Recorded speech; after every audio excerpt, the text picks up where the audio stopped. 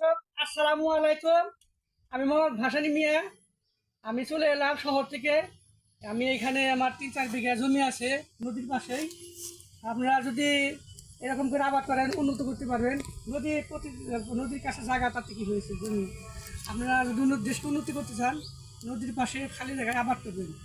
তো আমি একটা বিষয় নিয়ে আজকে চলে আসলাম। সাংবাদিকরা আমাকে বলেছে যে আপনার ক্ষেতে আপনার কলা খেতে কাঁঠাল ধরেছে, চিনি চাম্পা গাছে সবজি করে ঘিমিটে কলা ধরেছে, এর লেগে ধরে চলে এলাম। তো যেহেতু আমার খেতে অনেক যদি দর্শক এই কলা দেখাতে এবং কলা খেতে চলে এলাম আমার খেতে। দেখেন কত কলা গাছ, অনেক কলা গাছ আছে।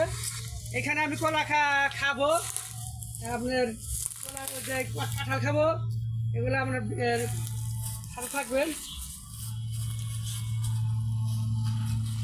এই দেখেন আমার সাগর কলা গাছে।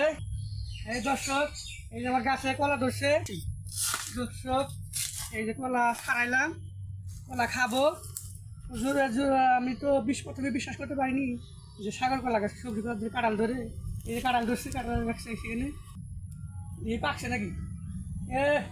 পাকছে তো মনে হয়। তারপর যাই হোক, কলা খেয়ে খাবো এখন। কলা খাই, এটা এখানে বাজিয়ে রাখি। দেখি কলাটা কি স্বাদ, কীরকম লাগে। প্রথমে সাংবাদিকের কথা, গ্রামবাসীর কথা বিশ্বাস হয়নি। অনেক সুস্বাদ।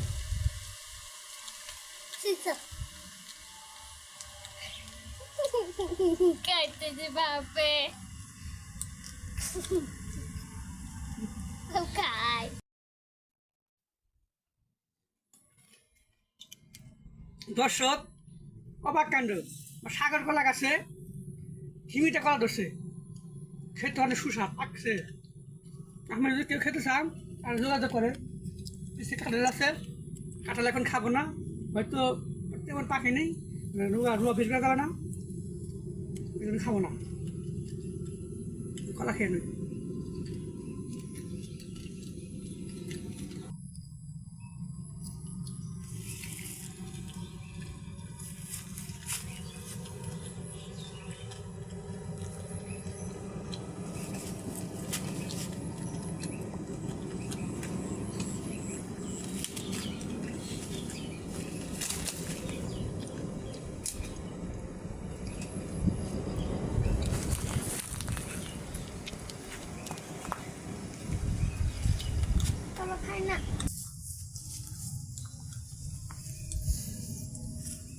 আমার ভিডিও যদি ভালো লাগে লাইক কমেন্ট শেয়ার করবেন। ধন্যবাদ সবাইকে।